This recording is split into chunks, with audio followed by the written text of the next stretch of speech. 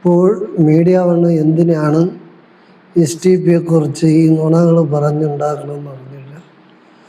STP എന്ത് തെറ്റ് ചെയ്തിട്ടാണ് ഈ മീഡിയ വണ് ഇങ്ങനെ കിടന്ന് STPക്ക് എതിരായിട്ട് ദാവൂദ് സാഹിബായാലും അജിംസ് ആയാലും എല്ലാവരും ഇങ്ങനെ ഈ നുണകൾ പറഞ്ഞുണ്ടാകുന്നത് ശരിയല്ല.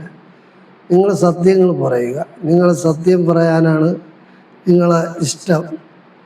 നിങ്ങൾ ഈ സമയത്ത് വന്നിട്ട് ഈ നുണകൾ പറഞ്ഞ് പടച്ചെന്ന് വിടുന്നത് എല്ലാം തെറ്റായ ഭാഗം. അല്ലെങ്കിലും മീഡിയ വന്ന് അല്ലെങ്കിൽ മാധ്യമം, ഇതിനു മുമ്പുള്ള മാധ്യമത്തിൻ്റെ കഥ എനിക്കറിയാം, കൊച്ചിലേ അറിയാം. മഅ്ദിനിയുള്ള കാലത്തെ അറിയാം. മഅ്ദിനി ആണ് മാധ്യമത്തിനെ വളർത്തിയത്. മാധ്യമ പത്രം മുസ്ലിങ്ങളുടെ വീട്ടിലെത്തിച്ചതിൻ്റെ മെയിൻ ഉത്തരവാദിത്വം മഅ്ദിനിക്കായിരുന്നു. ആ മഅ്ദിനി പറഞ്ഞ കാലഘട്ടത്തിലാണ് മാധ്യമവും പ്രസിദ്ധീക പത്രവും വരുന്നത്. അന്ന് എല്ലാവരും ഇച്ചിരി സത്യങ്ങൾ എഴുതുന്ന ഒരു പത്രമായിരുന്നു മാധ്യമം. അങ്ങനെ ആ മാധ്യമത്തിന് ISS വന്ന സമയത്ത് മഅ്ദിനി ഉസ്താദ് അങ്ങനെ മാധ്യമത്തിനെ കുറിച്ച് പറയുമായിരുന്നു ഇടയിലിടയിൽ.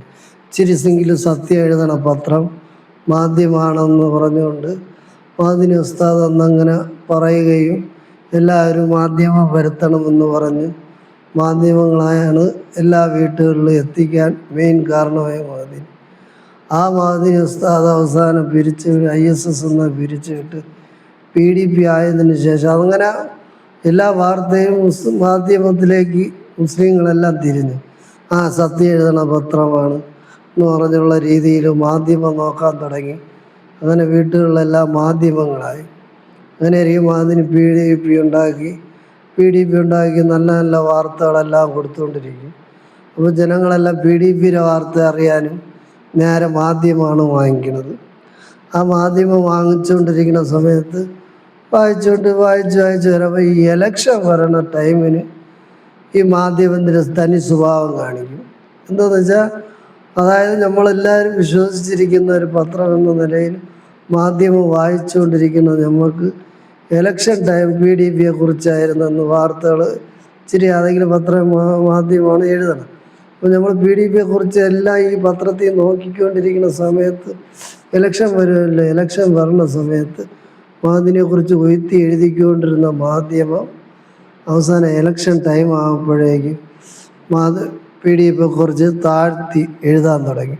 അവിടെ രാജിവെച്ച് ഇവിടെ രാജി, ഇവിടെ കൂട്ടരാജി, പത്തനംതിട്ട കൂട്ടരാജി, ഇങ്ങനെ ഏത് സമയം നോക്കിയാൽ രാജി മോശമായിട്ടുള്ള ഈ പത്രങ്ങൾ മോശമായുള്ള വാർത്തകളാണ് പറഞ്ഞുകൊണ്ടിരിക്കുന്നത്. അപ്പം വളർത്തിക്കൊണ്ട് വന്ന് വിശ്വസിച്ച് തരുന്ന ഈ മാധ്യമത്തിൽ കൂടെ ഈ പെട്ടെന്ന് PDP 100 പേര് രാജിവെച്ച്, PDP ഇന്നടത്ത് 50 പേര് രാജിവെച്ച്. അപ്പോൾ നമ്മളെയൊക്കെ മനസ്സുകളിൽ തോന്നുന്നു എന്തിനാ PDP എന്നെല്ലാം രാജിവെക്കണം. അപ്പോൾ ഈ മാധ്യമത്തിൻ്റെ അന്നത്തെ തന്ത്രം ഇതായിരുന്നു. മഅ്ദിനി ഉസ്താദെ സ്നേഹിച്ച് ഇവർ ചതിക്കുമായിരുന്നു മാധ്യമം. ഇന്ന് അതുപോലെ നമ്മളെല്ലാവരും മീഡിയ വണ്ണിനെയാണ് വിശ്വസിച്ച്. ഈ STPക്കാർ പറയാൻ കാരണം എന്തെങ്കിലും STPക്കാർ തെറ്റ് ചെയ്തിട്ടാണ് ഈ മാധ്യമത്തിനെതിരേക്ക് മീഡിയ വണ്ണിനെതിരായിട്ട് കേന്ദ്ര സർക്കാർ മീഡിയ വണ്ണ് പൂട്ടിയപ്പോൾ ആദ്യം പ്രതിഷേധത്തിനിറങ്ങിയത് ഈ STPക്കാരാണ്. രാജ്ഭവൻ മാർച്ചിലേക്ക് ഈ മാധ്യമത്തിന് സപ്പോർട്ടായിട്ടാണ് അവർ ഇറങ്ങി മുദ്രാവാക്യം വിളിച്ചതല്ല. അതെല്ലാം മനസ്സിൽ ഉള്ളു. ഇന്ന് കേരളത്തിലെല്ലാവരും ജനങ്ങൾക്ക് അറിയാം. അതിന് അങ്ങനെ സ്നേഹിച്ച് അങ്ങനെ അവർ STP എന്ന് പറഞ്ഞാൽ ഫാഷിസത്തിനെതിരാണ്.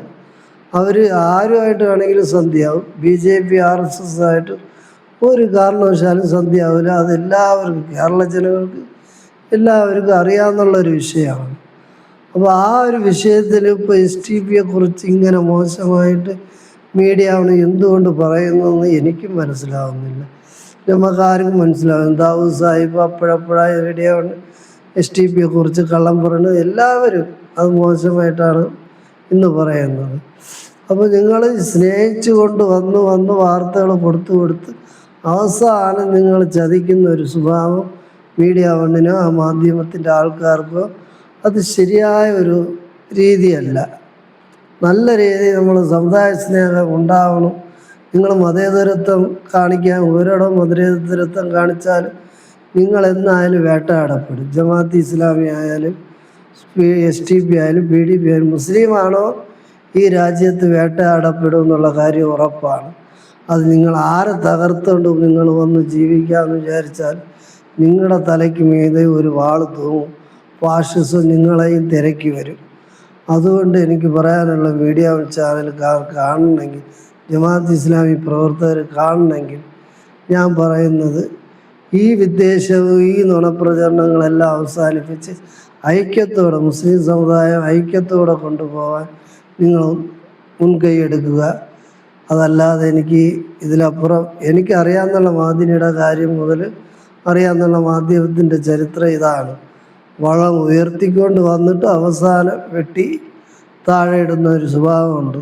അത് നമുക്ക് യോജിച്ചതല്ല. മുസ്ലിം സ്ഥാപനം എന്നുള്ള രീതിയിൽ ഒരു മുസ്ലിങ്ങളുടെ ഒരു ഇച്ചിരിയെങ്കിലും സത്യം പറയണമെന്നുള്ള വിശ്വാസത്തിൽ നമ്മളെല്ലാവരും കണ്ട് ഇഷ്ടപ്പെട്ടു പോയ ഒരു ചാനലാണ് മീഡിയ വൺ.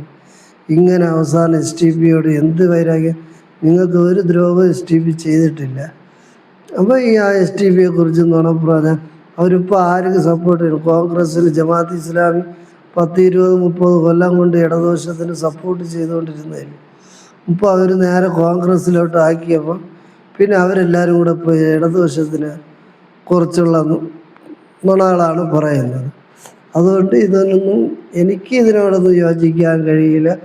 നിങ്ങൾ കാണുന്നവർ എൻ്റെ വാക്കുകൾ കേൾക്കുന്ന വലിയ രീതിയിലുള്ള ഒരു പ്രസംഗമോ അല്ല സംസാരിക്കാൻ അറിയാമെന്നുള്ള ഒരാളൊന്നും അല്ല ഞാൻ.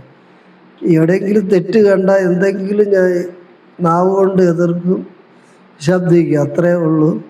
അതുകൊണ്ട് എൻ്റെ മീഡിയ വൺ ചാനലിനോടും എൻ്റെ ദാവൂദ് സാഹിബിനോടും എല്ലാവരോടും പറയുന്നു, ഇത് അവസാനിപ്പിക്കുക. നിങ്ങളുടെ ഇലക്ഷൻ വരുമ്പോഴുണ്ടാകുന്ന ഈ തന്ത്രം, ഈ ആളുകളെ തകർക്കുന്ന തന്ത്രം അവസാനിക്കുക. നിങ്ങൾ പോരാടേണ്ടത് ഫാഷിസത്തിനെതിരെയാണ്. അവർക്കെതിരെ നിങ്ങൾ നിലപാട് കൊണ്ടുവരിക. SDP ആരെ കൂടെ വേണമെങ്കിലും യോജിക്കും. കോൺഗ്രസിൻ്റെ കൂടെ ആണെങ്കിൽ കോൺഗ്രസിൻ്റെ, കമ്മ്യൂണിസ്റ്റിൻ്റെ കൂടെ ആണെങ്കിൽ കമ്മ്യൂണിസ്റ്റ്. അവർക്ക് ഇവരാരും ശത്രുക്കളല്ല. കമ്മ്യൂണിസ്റ്റ്, കോൺഗ്രസ്, മുസ്ലിം ലീഗ് ആരും SDP ശത്രുവല്ല. SDP ഒരു ശത്രുവേ ഉള്ളൂ, അത് BJP ആണ്, RSS ആണ് ഇന്ത്യയിൽ. ഇതിലപ്പുറം വേറെ ഒരു സംഘടനയുമായിട്ട് SDP ഒരു ദേശീയവും വൈരാഗ്യവും ഇല്ല. അവരെല്ലാവരും ഐക്യത്തോടെ കൊണ്ടുപോവുകയാണ്. അതുകൊണ്ട് ഈ നുണപ്രചരണങ്ങൾ അവസാനിപ്പിച്ചിട്ട് ഒന്നായി ഐക്യത്തോടെ പോവുക എന്ന് മാത്രമേ എനിക്ക് പറയാനുള്ളൂ.